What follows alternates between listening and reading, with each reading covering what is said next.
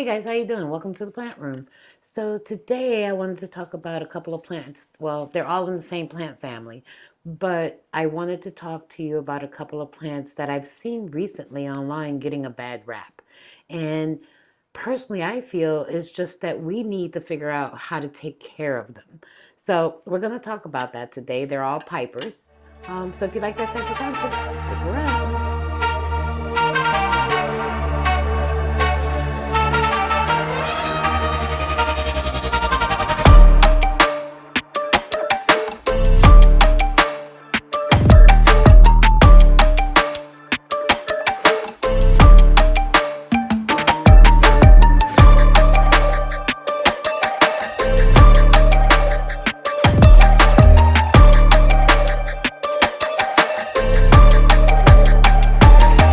All right, guys, as I mentioned in the intro, I think these plants all get a bad rap as being difficult, needing high humidity, and things of that nature, like most tropical plants, right?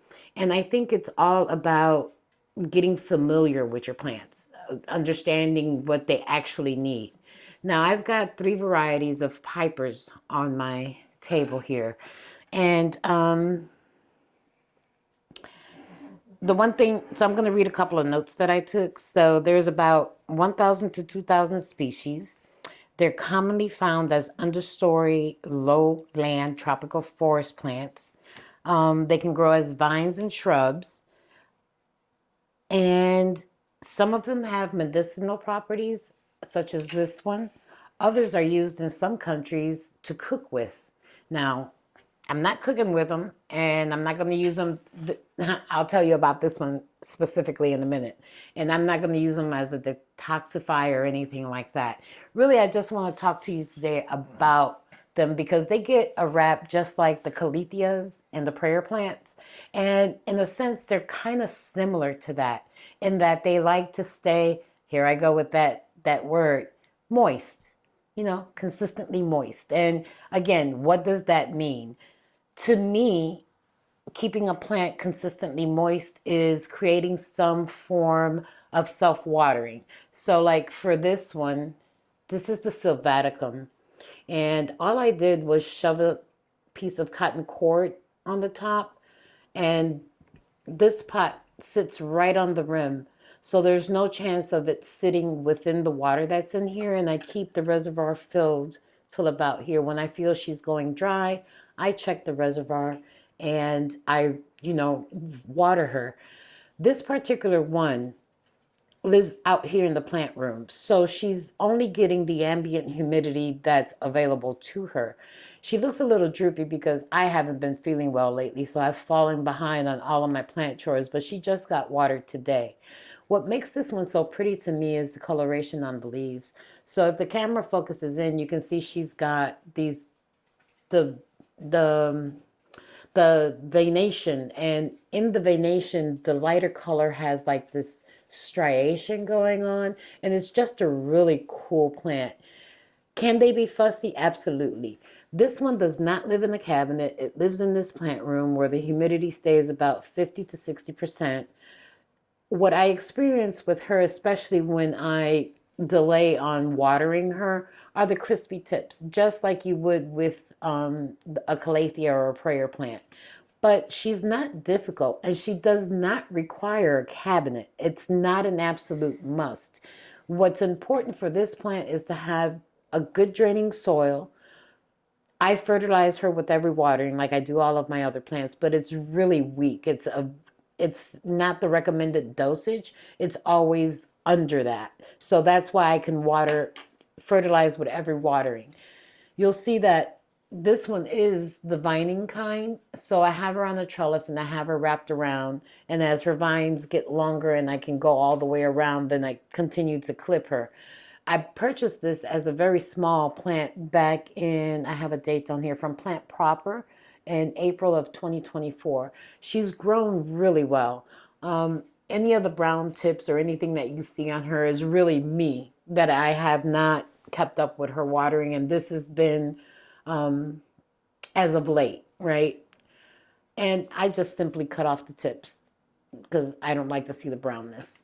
But yeah, this is one of them in that family of 1,000 that I wanted to show you guys because they can be grown outside of a humidity cabinet.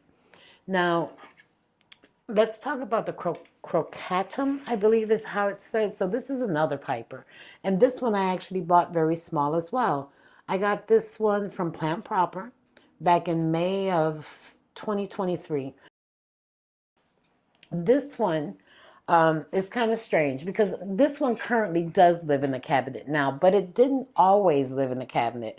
When I originally got her, she was a very small plant in a 3-inch pot, and she actually lived in the the living room where I have all my begonias at the moment. And I bought her because I loved the leaves. So similar to this one, it kind of has the same leaf pattern, but the pink and the green I thought was really pretty because the veins are kind of greenish.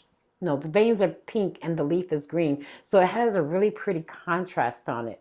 Now, when I originally got this plant, I bought it just because I thought it was pretty. I really didn't do any research on it. And it did well over there amongst all of the other plants. You know, when you cluster your plants together, it creates their own little biohumidity kind of area. So she did well.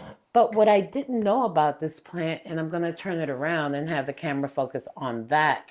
Well, this is a really good leaf right here. We'll turn it this way. I don't know if you can see that crystallization on the back of the leaf. It looks kind of like pepper. It's like it's got some grains on it and stuff.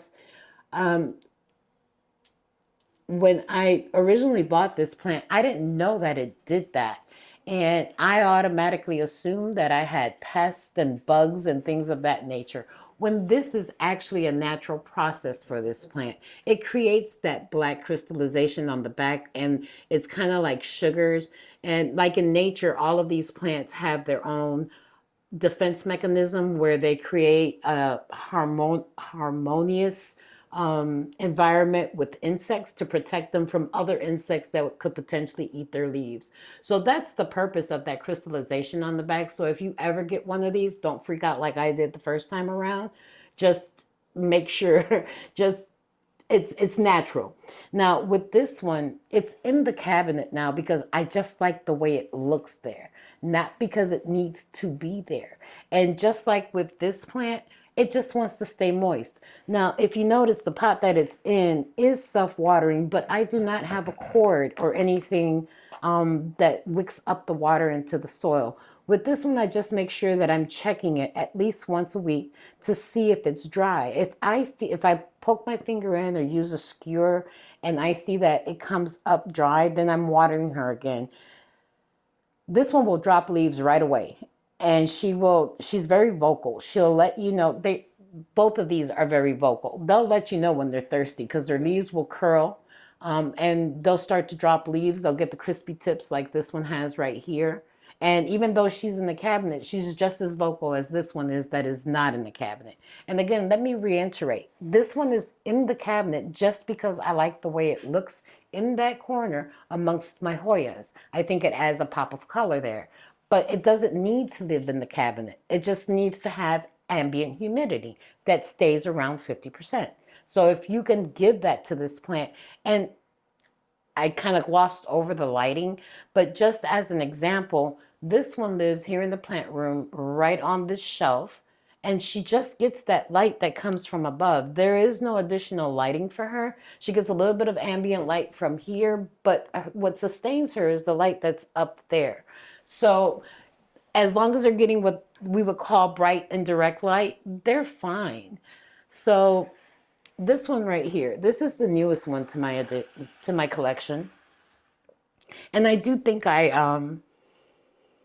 don't know if everybody is like this. I don't need to have them all when it comes to a species of a plant. I don't need all of the pipers, right? But I do like to have more than just one because I think they offer so much variety. This one is very cool. I'm not even going to try to say um, the name. Well, maybe I can. Methysticum. We'll put it on the screen. This is from Gabriella Plants, and they have dubbed it as Bright Eyes. This plant is actually a kava plant, and it's part of the Piper family. Now, when I originally bought this one, before I bought it, I did do some research on this one because I had never seen it before. And even though the leaves are very similar to the other two, they're a little bit different. They have that little pop of color on the leaves. What I did find out about this one is that it's actually illegal in some countries. In some countries, they take and they use this to make an elixir, if you will, that can create a buzz. So they drink it as a liquor. They call it euphoria, and it gets you high. And I didn't know that. I was actually fascinated by some of the videos that I saw on how they prepare this. They also grind this up and make pills that you could take. Now, I didn't buy it because of that. I bought it because I thought it was cool and it was different, and it was just one more to add to my little Piper collection. What I found with this one is that just like the other two, it does not want to go dry. So I've had this one, I want to say, for about maybe 2 months, if that. I have not repotted it. I stuck a cord up inside of it, and I've just set it inside of this little water cup. And when she's dry, just like the other two, I water her and I know the camera can't pick that up, but the pot is sitting about here, and there's about this much water in there. So she keeps herself hydrated.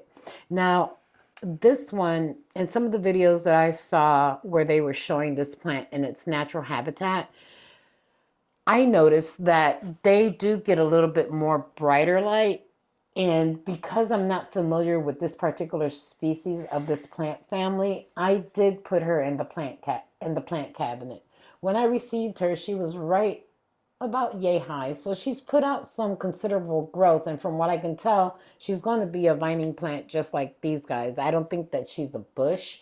And I'm actually enjoying her. Just like the others, the back of her leaves, and I'm going to try to flip this one up so that you can see what I'm talking about.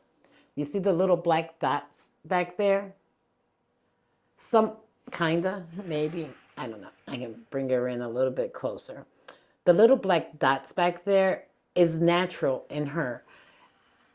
For a new plant parent, seeing something like that, right away we're going to start thinking about, does she have thrips? You know, because when you have thrips, they leave those little black plant poop thingies on your leaves. It's not thrips. It's just how these plants are. They have those sugars on the back of the leaves, and it's just natural.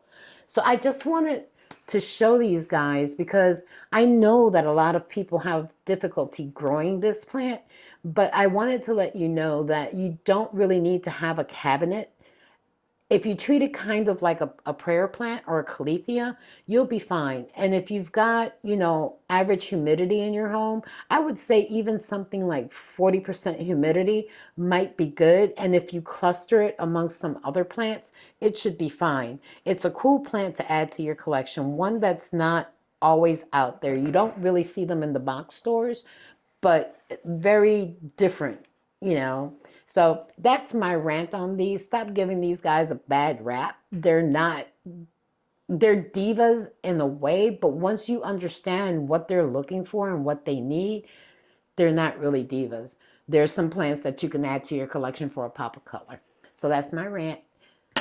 I'll talk to you guys real soon. Let me know if you like this type of content, and do you own a Piper or have you ever tried? Love to see what you got to say. Talk to you real soon. Bye.